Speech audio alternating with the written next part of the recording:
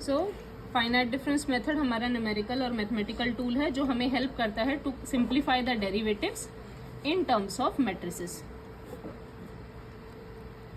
ठीक है, मैट्रिसेस की फॉर्म में हमें ये हेल्प कर रहा है। तो कैसे हेल्प कर रहा है, चाहे फर्स्ट ऑर्डर डेरिवेटिव हो या सेकेंड ऑर्डर डेरिवेटिव हो या थर्ड ऑर्डर डेरिवेटिव हो, आपको जैसी भी रिक्वायरमेंट है उसको हम यूज करते हैं हमारे लिए 3 पॉइंट स्टेंसिल। 3 पॉइंट स्टेंसिल क्या है कि हम चाहे फर्स्ट ऑर्डर है, सेकेंड ऑर्डर है, थर्ड ऑर्डर डेरिवेटिव है, हम उसको 3 पॉइंट्स की फॉर्म में लिखेंगे। तो यानी इसको अगर x पॉइंट पे चाहिए तो 3 पॉइंट, ये मिडल पॉइंट है x, तो एक इससे पहले एक इसके बाद वाला, तो ये लिखा जाएगा a f of x minus H plus b f of x plus c f of x plus h। ऐसे ही सेकेंड ऑर्डर डेरिवेटिव निकालना है तो उसको भी इसी तरीके से a f x minus H plus b f of x plus c f of x plus h। इसको सपोज हम कैपिटल A, B और C लिख रहे हैं, ठीक है। और अगर थर्ड ऑर्डर डेरिवेटिव होगा तो उसको भी सम a dash f of x minus H plus b dash f of x plus c dash f of x plus h। Form यही रहेगा चाहे कोई भी ऑर्डर का डेरिवेटिव निकाल रहे हो। अब ये जो है function of x minus H और जो है function of x plus H, using Taylor series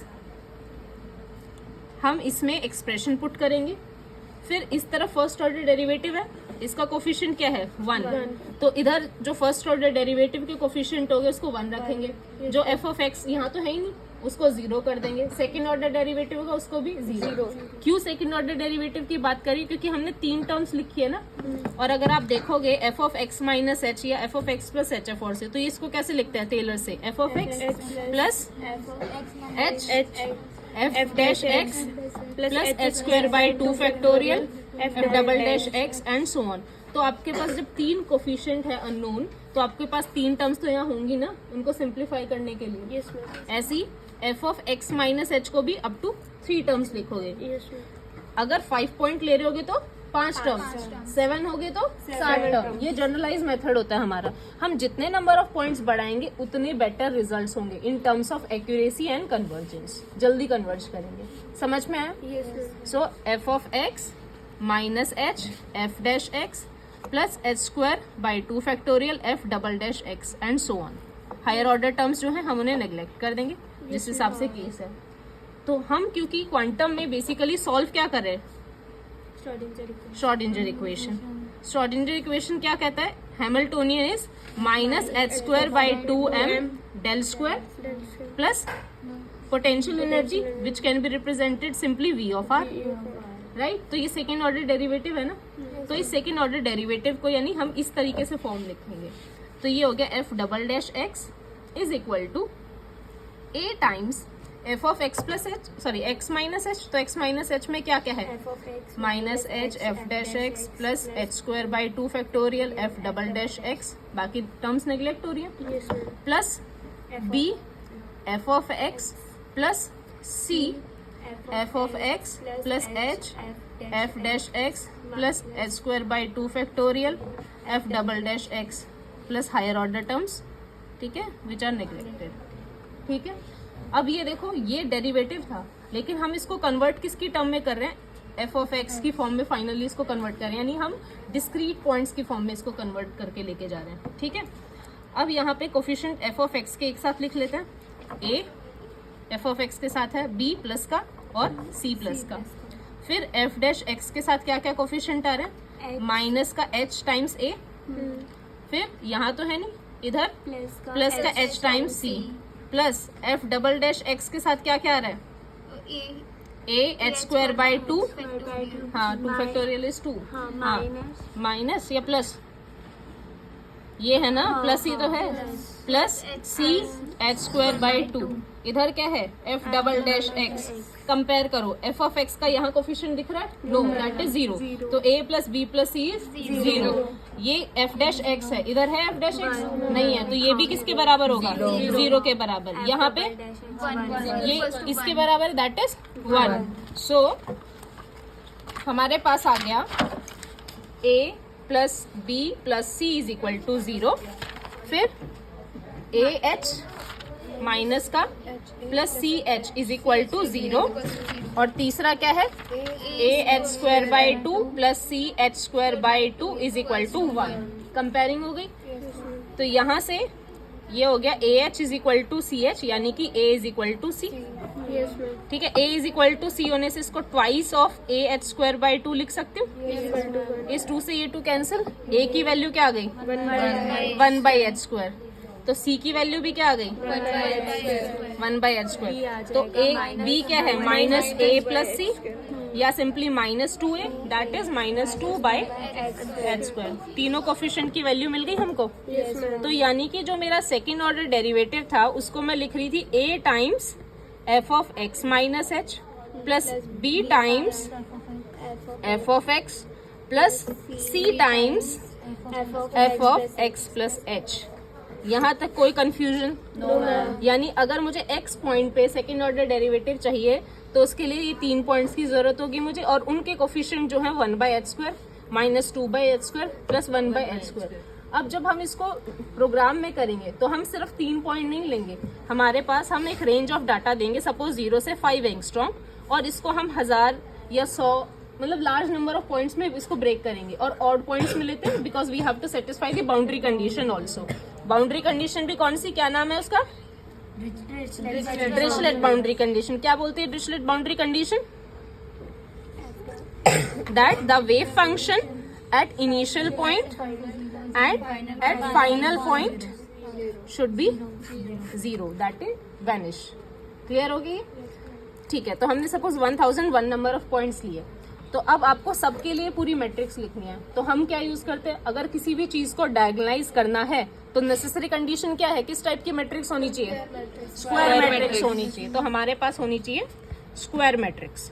तो स्क्वायर मैट्रिक्स में अगर 1001 पॉइंट में से 2 तो एक्सक्लूड हो गए, क्यों? क्योंकि वो तो 0 ही होगा वेव फंक्शन वहां पे। तो कितने बच गए? सपोज 999।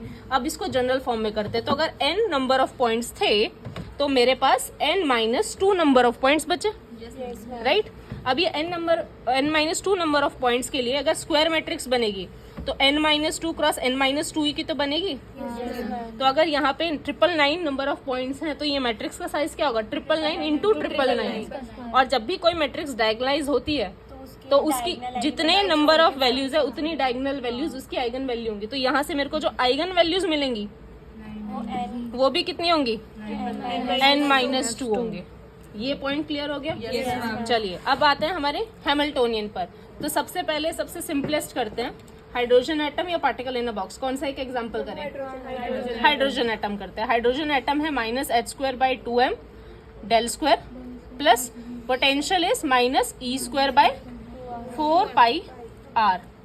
ठीक है, अब आपके जो सिलेबस है उसमें आई थिंक ये -e²/r या कुछ इस तरीके से यूनिट गिवन होंगी, राइट? तो हमारे पास हम ये कर सकते हैं, ये डबल ऑर्डर जो डेरिवेटिव है ये हमें फीड करवाना है।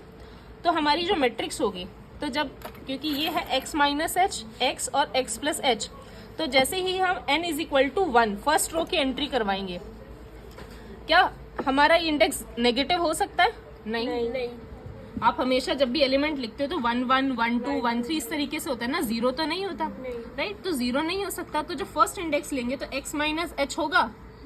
नहीं होगा, है ना? नहीं हो सकता 0। तो ये कहाँ से शुरू होगा? f ऑफ x से। तो यहाँ पे f ऑफ x यानी पहला कोऑर्डिनेट, तो ये बेसिकली क्या बन गया? -2/h² उसका कोफिशिएंट होगा, राइट? और अगला 1/h², उसके आगे के तो है नहीं, तो वो सब 0 0 जितने नंबर ऑफ पॉइंट्स के हिसाब से। इसको थोड़ा लंबा करते समझाने के लिए।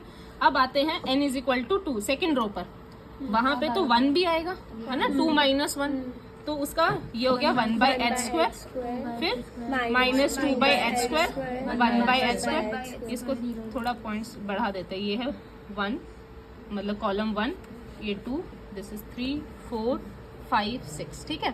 तो ये सेकंड में, और बाकी के 3 और आगे 0 0 सारे।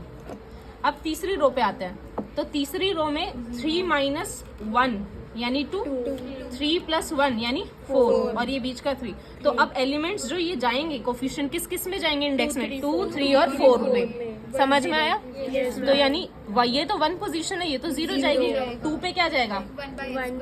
3 पे क्या जाएगा? -4th रो में क्या जाएगा? रो कॉलम में, सॉरी बाकी 0 ठीक है। अब आप मुझे बताइए फोर्थ रो में क्या क्या एलिमेंट्स जाएंगे? 0 0 1 by h square minus 2 by h square 1 by h square 0 0 0. समझ में आ गया? Yes. उससे अगले में क्या होगा? 0 0 0 0 1 by h square minus 2 by h square 1 by h square 0 0 0. समझ में आ गया? अब एंड की तरफ आता है, ठीक है। अब जो लास्ट है n-2 जो भी है हमारा एलिमेंट, उसमें क्या होगा? लास्ट एंट्री होगी n, तो n प्लस h होगा? नहीं होगा। तो वहां पे क्या होगा? ये वाली एंट्री क्या होगी? -2 by h square। उससे पहले वाली? 1 by h उससे पहले 0 0 0 0. राइट। इससे जस्ट पहले वाली 1 by h square minus 2 by h square 1 by h square 0. उससे ऊपर वाली 0 0 1 by square minus 2 by square 1 by square 0 0. ये समझ में आ गया? Yes ma'am. तो अब ये देखो, ये तो है हमारी diagonal entry -2 by h square, यहाँ से ऐसे, राइट। एक इसके इधर है एलिमेंट, एक इसके इधर है। तो यहाँ पे बेसिकली इस टाइप की मैट्रिक्स को हम बोलते हैं ट्राई डायगोनल मैट्रिक्स। क्या बोलेंगे? ट्राई डायगोनल मैट्रिक्स, क्योंकि इसमें 3 डायगोनल एलिमेंट्स है, बाकी सब 0. ये क्लियर हो गया? Yes ma'am. अब हमारा यहाँ पे क्या है? -h×2m है। तो ये हमें क्या करना है? इस f'(x), यानी ये बेसिकली किसकी मैट्रिक्स आ गई? डेल स्क्वायर की मैट्रिक्स आ गई है। अब लेकिन ये जो डेल स्क्वायर की मैट्रिक्स है, इसमें ये h क्या होगा? What is this h? हम x पॉइंट पे ले रहे थे, तो एक x प्लस h पॉइंट था, एक x माइनस h है, यानी h क्या है? स्टेप साइज है। तो जैसे मैंने 0 to 5 एंगस्ट्रॉम को 1001 पॉइंट्स में डिवाइड किया, तो डिफरेंस किया दोनों का, ये a है सपोज, ये b, तो h is b minus a by n। कितने नंबर ऑफ पॉइंट्स में आप डिवाइड कर रहे हो? समझ में आ गया? तो आपके साई लैब में 2 तरीके हैं, एक तो ये इस तरीके से h डिफाइन करो और फिर उससे इटरेशन करवा दो कि a से लेके h के स्टेप्स में b तक जाना है हमें, r को, ये कर सकते हैं। और डेल्टा r हम वहां पे डिफाइन कर सकते हैं r2 माइनस r1, या फिर हम सिंपली क्या यूज कर सकते हैं? लिन स्पेस कमांड यूज कर सकते हैं। तो लिन स्पेस में क्या करते हैं आप? a b और कितने नंबर ऑफ इंटरवल्स में डिवाइड करना है वो लिखते हैं। तो दोनों में से कोई भी तरीका आप इस्तेमाल कर सकते हो। कोई डाउट? h बन जाएगा।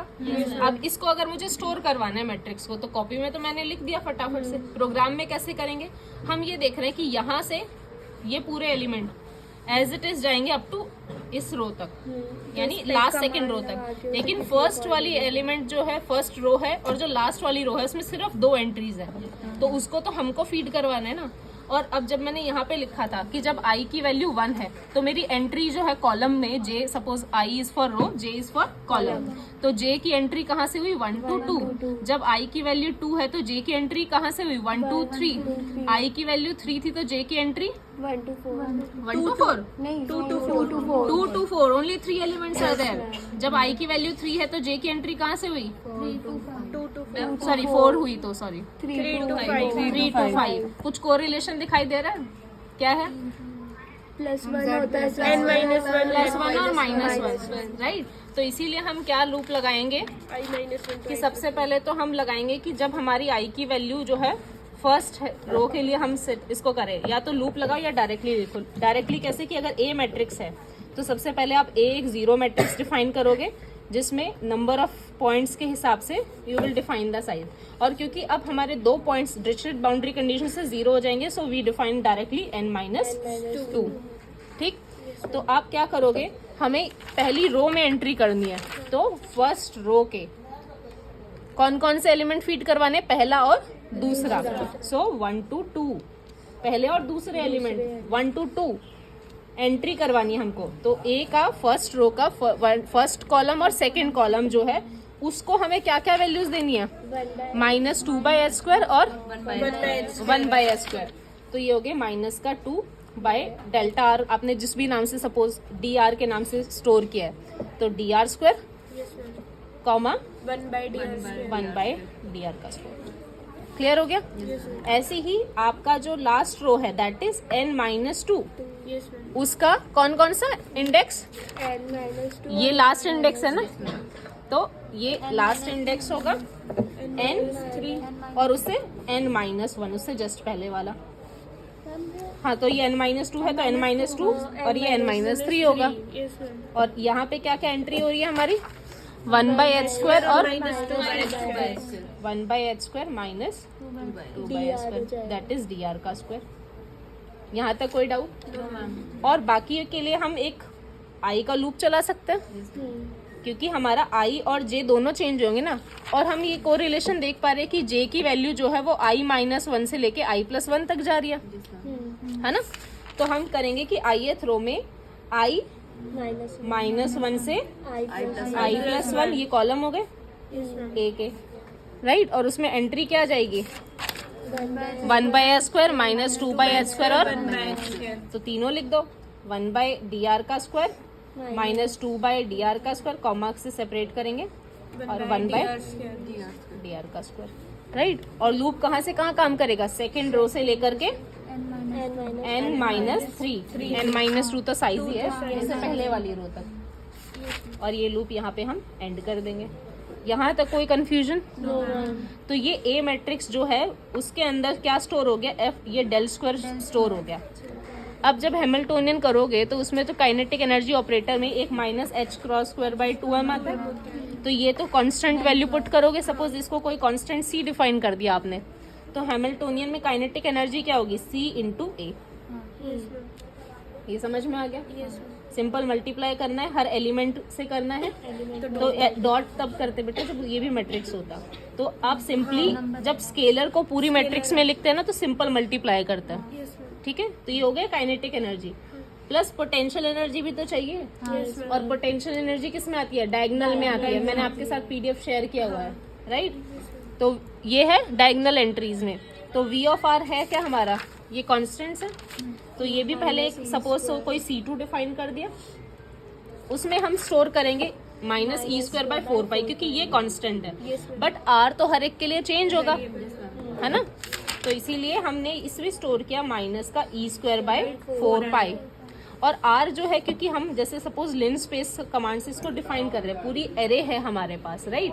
तो किस एलिमेंट के साथ आप काम करोगे, क्योंकि ये काम करता है h(ψ) = e(ψ) पर।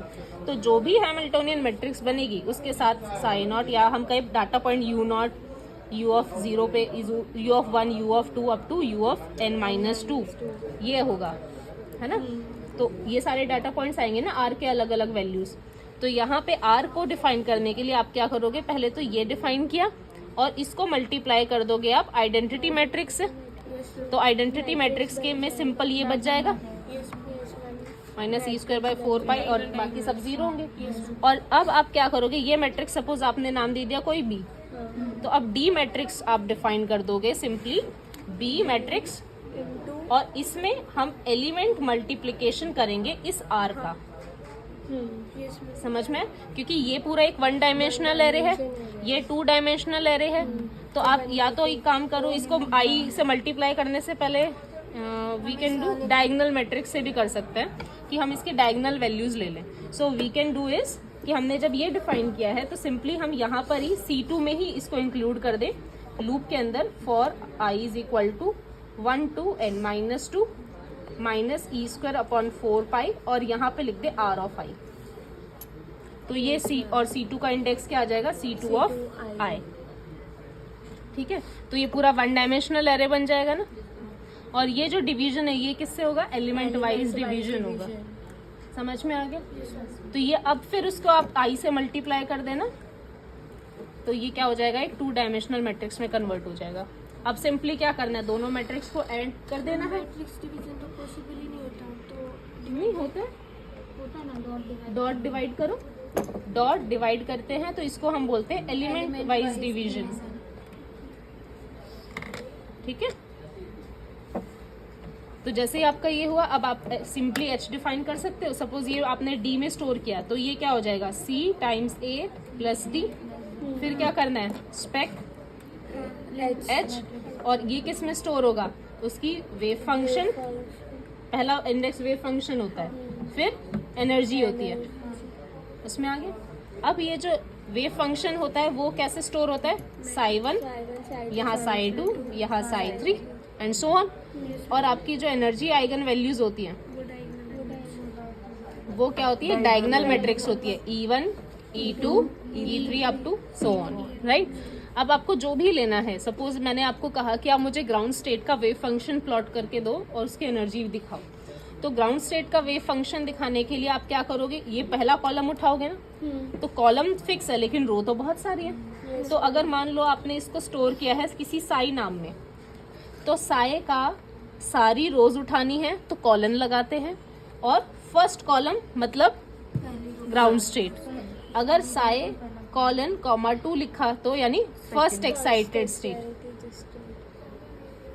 This was ground state and so on. जो भी स्टेट चाहिए उसको सीधा प्लॉट कर सकते हैं।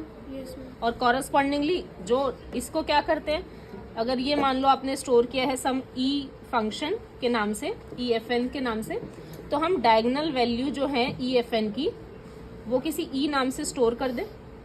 सारी डायगोनल वैल्यूज उसमें वन डायमेंशनल एरे की फॉर्म में आ जाएंगी। और अब अगर आप E(1) लोगे तो वो हो गया ग्राउंड स्टेट का एनर्जी, E(2) लोगे तो वो क्या हो जाएगा, फर्स्ट एक्साइटेड स्टेट का एनर्जी, एंड सो ऑन। यहाँ तक कोई डाउट? अब किसी भी स्टेट का आपको वेव फंक्शन दिया जाए कर सकते हैं। यहाँ पे जो बच्चे दिक्कत फेस करते हैं वो मेनली इसमें करते हैं। जैसे हाइड्रोजन में तो शायद उसमें गिवन भी होगा कि आपको ये R का जो साइज है that has to be kept precise, क्योंकि आपको जो यूनिट्स गिवन है, मान लो अगर वो फर्मी मीटर में गिवन है या एंगस्ट्रॉम में गिवन है या नैनोमीटर में गिवन है, उसी रेंज के हिसाब से आपको ये चूज करना है। आप क्या करते हैं कई बच्चे कि वो मीटर में R को लिख रहे हैं और बाकी की यूनिट्स है एंगस्ट्रॉम में, तो एनर्जी बिल्कुल अपसर्ड आएगी। लेकिन हमें पता है हाइड्रोजन एटम की ग्राउंड स्टेट की एनर्जी क्या होती है, -13.6। आगे इलेक्ट्रॉन वोल्ट। तो इलेक्ट्रॉन वोल्ट अगर वहां पे चाहिए तो तुमको ये पता होना चाहिए यहाँ पे -13.6 लाना है, तो यूनिट क्या बनानी पड़ेगी, इलेक्ट्रॉन वोल्ट बनानी पड़ेगी।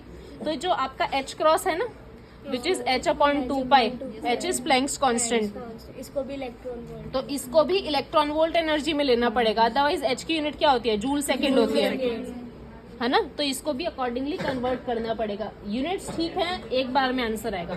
यूनिट्स गड़बड़ है, घूमते रहोगे कहाँ गड़बड़ है, और कोई गलती भी नहीं मिलेगी जल्दी से। समझ में आ गया? अब बात करते हैं इसके एनालिटिकल पार्ट पे। आप देखते हो कि जब आप ग्राउंड स्टेट का वेव फंक्शन प्लॉट कर रहे हो तो एक इस टाइप का कर्व आता है। जब फर्स्ट एक्साइटेड स्टेट का करते हो तो कैसा आता है, ऐसे आता है। तो यहाँ पे ये एक पर्टिकुलर पोजीशन पे ही आ रहा है, चाहे आप इसमें 1001 पॉइंट लो, 5001 पॉइंट लो या 101 पॉइंट लो, एक ही पॉइंट होगा ये R का फिक्स, उसी पे ही पीक आएगा। तो ये क्या सिग्निफाई कर रहा है, उसकी हाईएस्ट एनर्जी उस पॉइंट पे यही होती है। हाँ, तो वो पॉइंट में ऐसा क्या खास है कि उसी पे ही हाईएस्ट डेंसिटी आएगी। वेव फंक्शन का अपने आप में कोई सिग्निफिकेंस नहीं है, बट जो मॉड साइज स्क्वायर है that's give you probability finding of the particle, right. तो ये इसी पॉइंट पर प्रोबेबिलिटी भी मैक्सिमम आएगी ऑब्वियसली।